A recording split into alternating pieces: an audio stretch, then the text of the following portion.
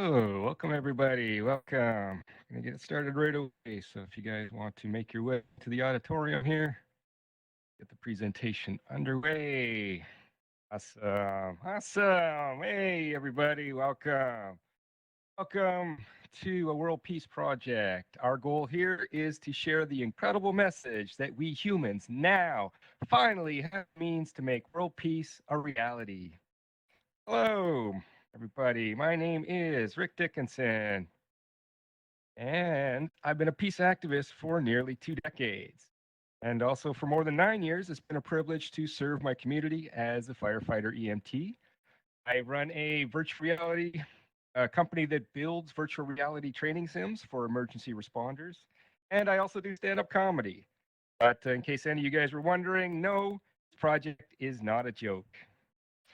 So let's see, how can we achieve world peace? Like I said, the goal here is to spread the incredible message that we now finally have the tools to make world peace a reality. And what we're going to do is outline three key steps necessary to make peace happen. First is to unite and democratize the planet. Second is to remove the profits of the war industry. And the third is to prosper as a species. We're going to spend about 25 minutes today breaking down each of these steps in more detail. But before we do that, let me just say this. If you take anything with you guys today, please take some hope, right? We can be optimistic, and this optimism doesn't need to be based on well wishes or fanciful whims. It isn't foolish or a waste of time to seek out world peace because we now have rational reasons to believe in a brighter future for all of humankind. So, world peace, what does it mean? It's a pretty lofty notion, right?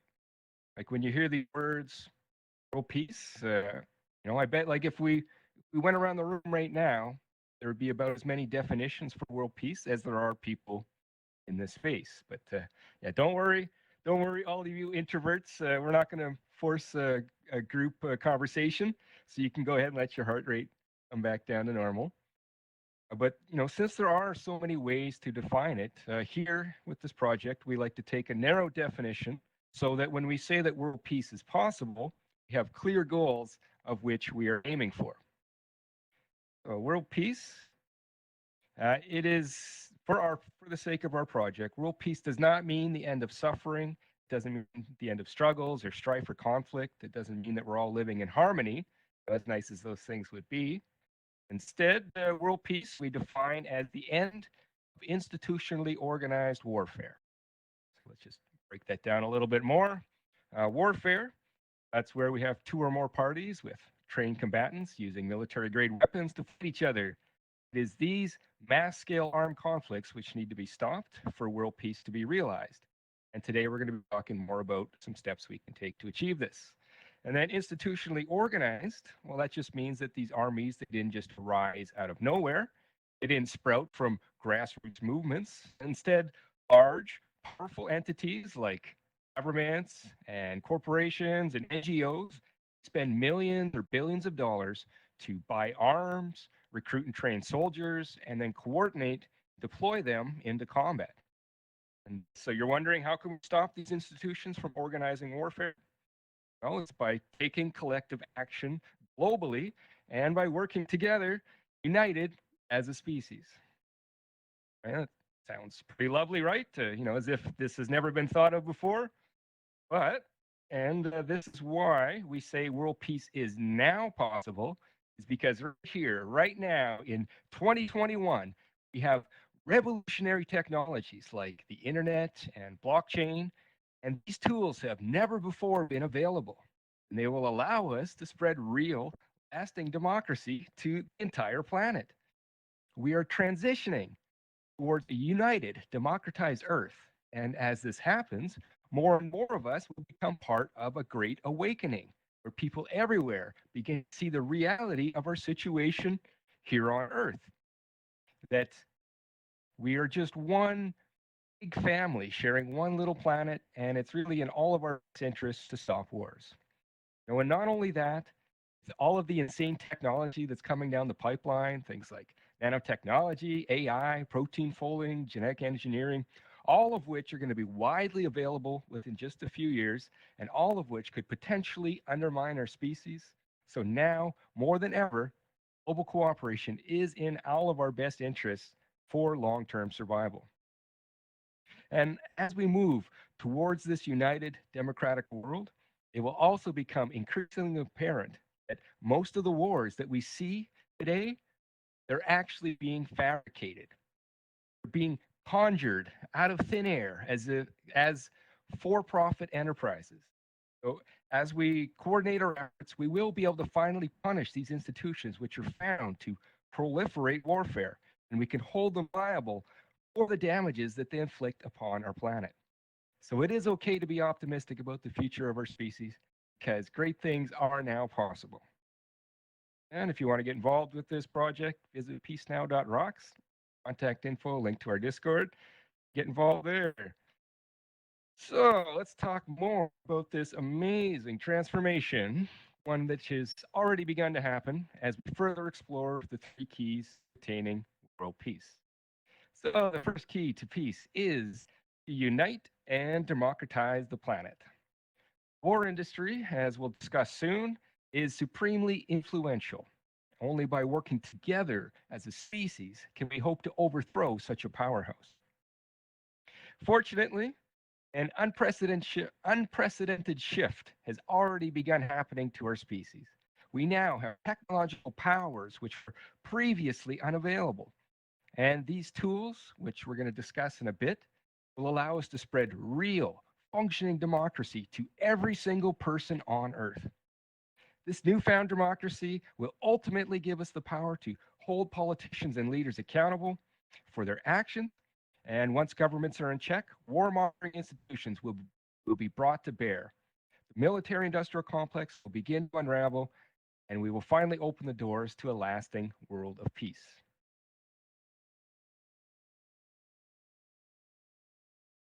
We humans, we are undergoing a great global awakening.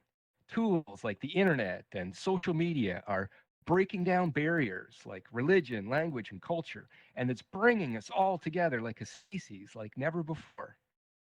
A good example of this happened in Libya in 2018. The United Nations, together with the Center for Human Dialogue, they ran a social media campaign reaching out to hundreds of thousands of Libyans from a broad cross section of the population, including hard to reach areas, during which the participants they articulated their visions for the future of the country. These efforts of reconciliation, alongside other peace building endeavors, uh, had bore some fruit. And in 2020, Libya's years long civil war finally came to an end. And then just a few months ago, Libya actually formed a unified interim government. So it kind of looks like they've turned a leaf. And that is just one case of the internet bridging long-standing divides. But this same unifying effect is happening to more than 60% of our planet every single day as they use the internet and any one of the expanding arrays of social media platforms. Just look at the video sharing app TikTok, for example. They have these crossover video trends where anybody from Earth can join in.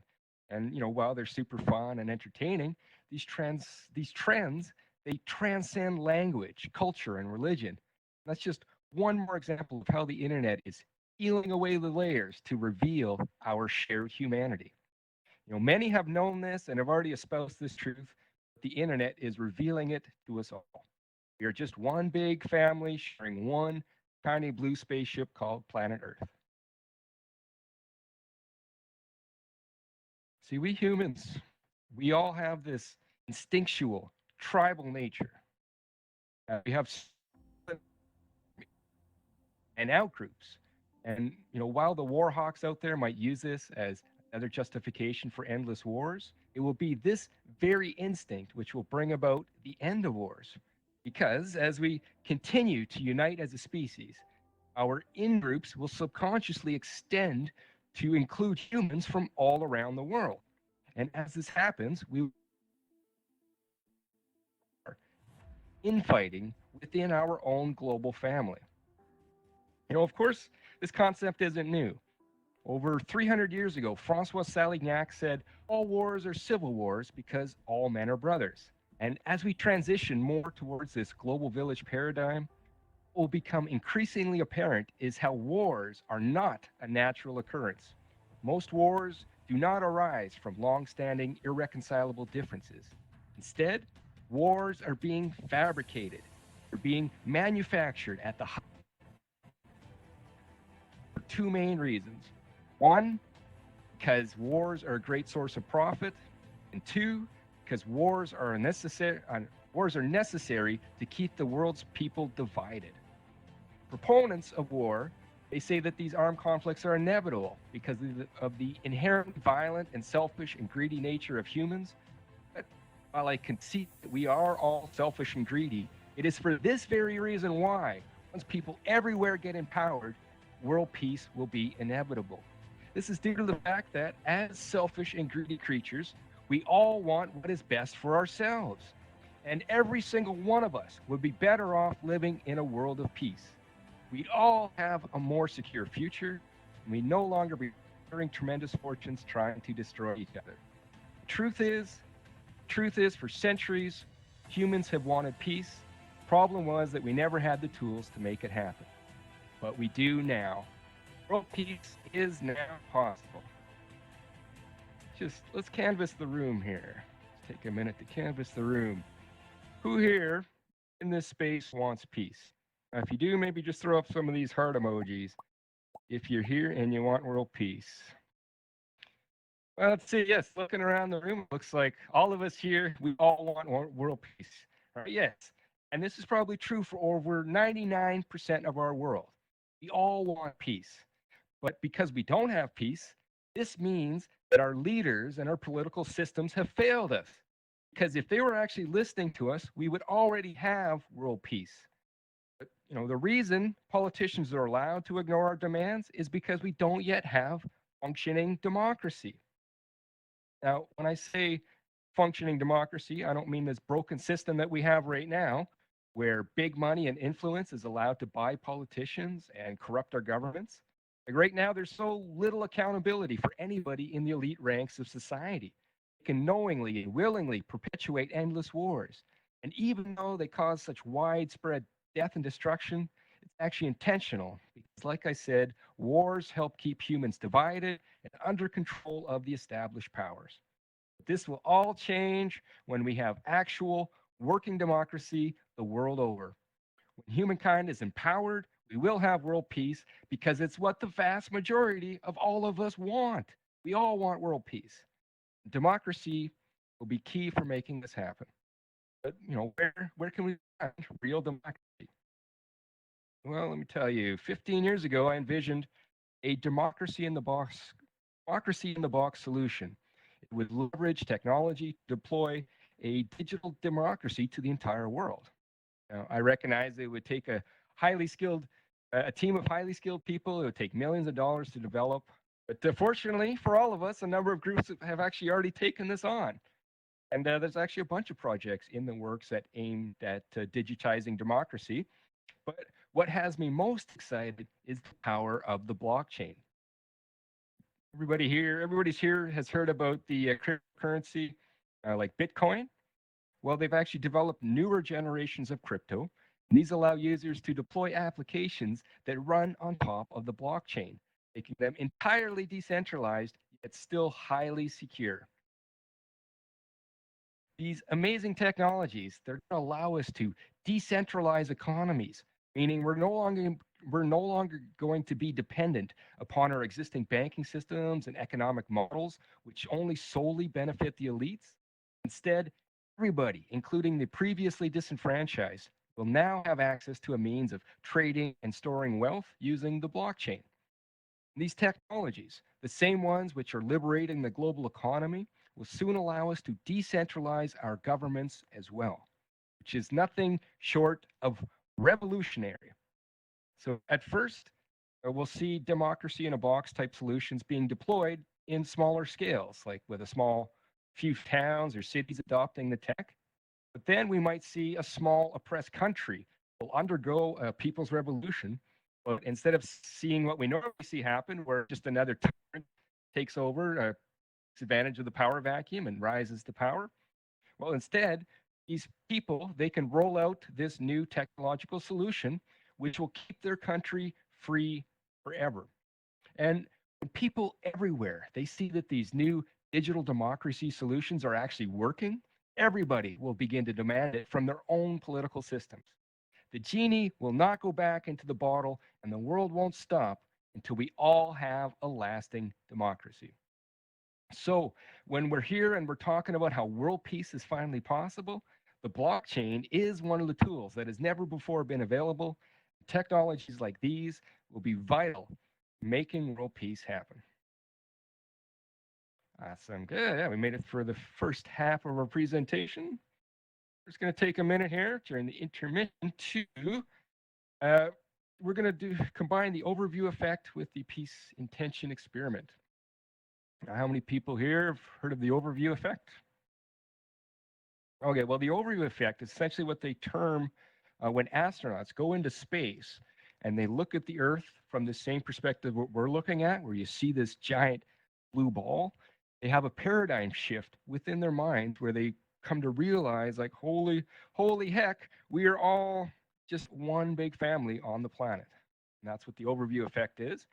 And in the peace intention experiment, it was a global conscious project where they tried to use mass meditation to shift the consciousness of humanity towards peace. So we're just going to take just a few moments here just to consciously, willfully send peace and love and positive vibes to the earth. We're just going to do that right now. If you want to throw up emojis, go ahead.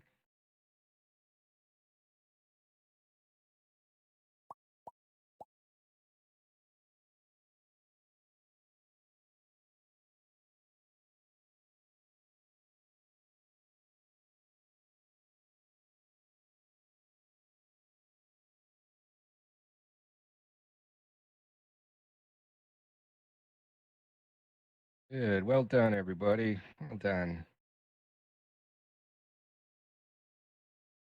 All right, so now we are moving on to the second half of our presentation today. So, the second key step to attaining world peace is to defund the war industry. We need to strip the profits out of wars for them to end. Wars will end as soon as we make them unprofitable. Right now, because there's so much money to be made, those in charge of wars have no incentive for them to stop. You can see this in action within the US government, where there's a revolving door between top defense industry executives and the lobbyists who routinely land important government posts. This gives them direct influence over military contracts and spending policies. And what do you think they do with this power? Well, clearly, this creates a vicious cycle, one that undermines democracy, and it creates a state where the legitimacy of endless wars never gets questioned. You guys all heard the expression, give a man a hammer, and as soon as you do, everything starts to look like a nail?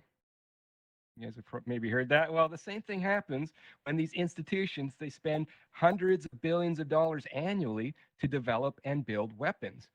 Pretty soon, even the flimsiest excuse, flimsiest rationale can grow into enough reasons to unleash the dogs of war. They and all of those in the circles around them, all they want is more profits. And the only way they can do this is with more wars. So they will continue wars without justification. They will even undermine budding democracies in order to destabilize entire regions. They stir up the proverbial hornet's nest, all to ensure the next generation of conflicts. And what can be especially sinister is how the war industry and the global establishment in general, they have intentionally been keeping humans divided. They keep us separated by nations, by political ideologies, by cultures, by religions, whatever they can find, fork versus spoon, Coke versus Pepsi. They keep us apart and segmented because a united, cooperating human race is a grave threat to the military's existence. How can there be any more wars when there's no more enemies left to fight? So you may be wondering, what can we do to defund the war industry? Well, because, yeah, it's so important that we take the profits out of wars for them to stop.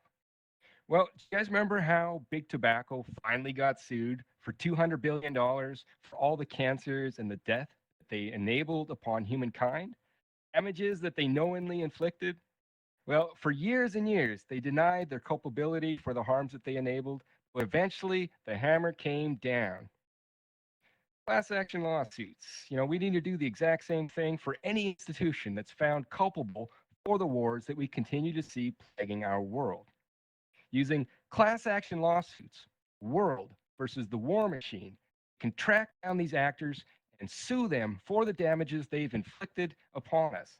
I'm talking about contractors, weapons manufacturers, war hawk politicians. These entities, they made billions in profits from the human bloodshed, and they need to be held liable. A defense of, we didn't know our bombs were going to be used to blow up that wedding party. Well, that's about as akin to the tobacco lobbying saying, we didn't know inhaling known carcinogens would be bad for you. Of course, it's going to be difficult to pin these entities down, at least not without a significant shift in the global consciousness. That's just because our governments and the mainstream media are just so deeply in bed with the war industry. Like we just discussed, there is a vicious cycle, one that has thoroughly undermined. Years ago, in his farewell address, Eisenhower warned us all about the growing threat of the military industrial complex. Sadly, this was never really heeded. So today, politicians, they can still readily receive campaign contributions from defense contractors. In regular society, we call these things bribes. For example, in 2019 alone in the US, defense industry lobbyists spent over $110 million. And this is all just money invested to ensure more defense spending. And in 2020, members of Congress, they received over $30 in donations from the war industry, split evenly amongst Democrats and Republicans. So these bought and paid for politicians, they go on to sign off on more wars and reward the juiciest contracts to their benefactors. In the mainstream media, they do nothing but cheerlead the next endless war. The war industry's influence over the government, it's actually just a smaller part of a bigger issue, one which is, namely, it's called corporatism. That's where big money and big power has influence over our political systems. So many nations right now, they're actually running a bastardized version of capitalism. It's called corporatism. That's where the laws and the taxes and the system in general all get skewed to benefit multinational corporations. And then all of us humans, we end up just getting treated like disposable cogs in the machine. But like we've been saying, when we work together, we're actually capable of amazing things. And we are on the verge of unleashing tools that will spread a permanent democracy around the world, one that resists the corrupting influences of big money, meaning we can finally close that revolving door between the governments and the war industry. Of course, like we've been saying, it won't be easy, but it's still totally doable. World peace is possible. Good. Now we're going to move into the third key for peace. So the third key step for achieving world peace is for humans to prosper. Again, similar to how step one has already been happening, we've already been unifying. We've also already been prospering. And this trend just needs to continue. And our ever increasing wealth just needs to reach people everywhere. So up next, I'd like to show you guys two graphs which demonstrate two amazing facts which you rarely hear about from the mainstream media. The first one shows how we are actually the most prosperous humans who have ever lived. Graphs that just shows how global poverty has been in the decline all around the world.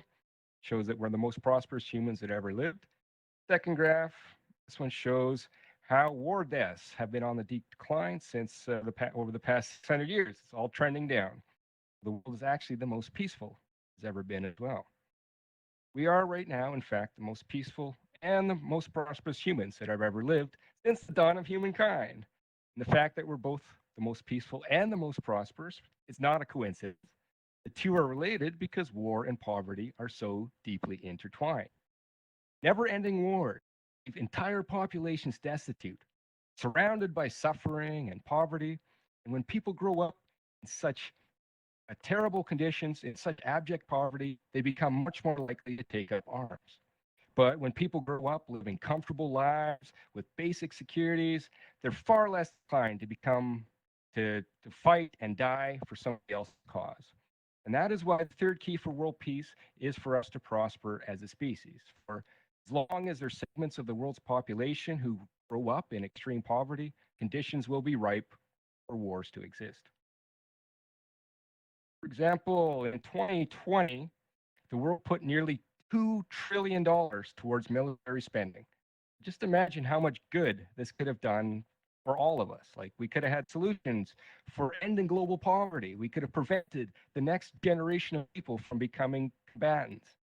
We could have invested towards nonviolent ways to resolve long-standing conflicts. Could have paid reparations to the victims and families of war. And we could even do comprehensive veteran support. Like, it's so heartbreaking to see these brave people get abandoned in the system they sacrifice so much more to, right? So good. So again, just to recap our presentation today, there are three keys for attaining world peace. The first is to foster a united humanity that relies on a fair and working form of democratic self-governance for all people in all countries of the world. The second is to remove the financial incentives which drive us towards war. And the third is to channel our resources towards improving the world instead of blowing it up. Uniting as a species, spreading democracy to the planet, putting an end to for-profit wars, channeling these resources into end poverty and fostering peace, like, these may all seem like insurmountable steps, right? But they're actually huge undertakings, but again, they're not impossible. What's best is, since all of these steps are so interdependent, a small victory in any one of them can contribute to a bigger victory in the broader goal. So have hope, be optimistic. Now, let's not let ourselves be fooled by the pro-war propaganda, because war is not inevitable. Human beings are entirely capable of existing on a world of peace once it arrives. So I just like to say that now is the time. Oh, the only reason humankind has not risen up against the war industry until now is because we haven't had all the necessary tools. We do, so world peace is now finally possible. World peace is possible at this very moment in human history. We are all the ones, we are the ones that we have been waiting for. You know, we're capable of tremendous things. Like, we've gone from flying the first plane on Earth to flying the first drone on Mars in a little over 100 years. So fundamentally altering the way our global political and economic systems function for the betterment of all may seem like a daunting task. Not only is it possible, it's actually already happening. And as soon as enough people become aware of this, as long as we keep progressing forward, world peace will be upon us. So be hopeful, everybody.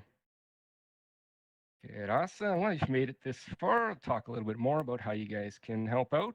First of all, don't be afraid to talk to your friends and family about world peace, right? As a comedian myself, I know a little bit about what's funny, and the idea of world peace, it can seem like a comical notion, like a laughably quaint lost dream from a time forgotten.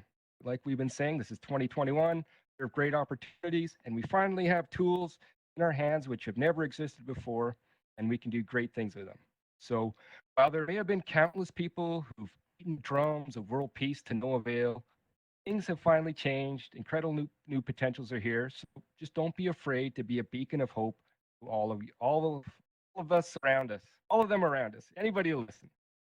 Awesome, good. So yeah, like I said, you can get involved. Visit us online at peacenow.rocks. And I'd like to thank everybody for sticking with me today. And I'll probably open it up for any questions now if anybody anything to say. Thanks, everybody.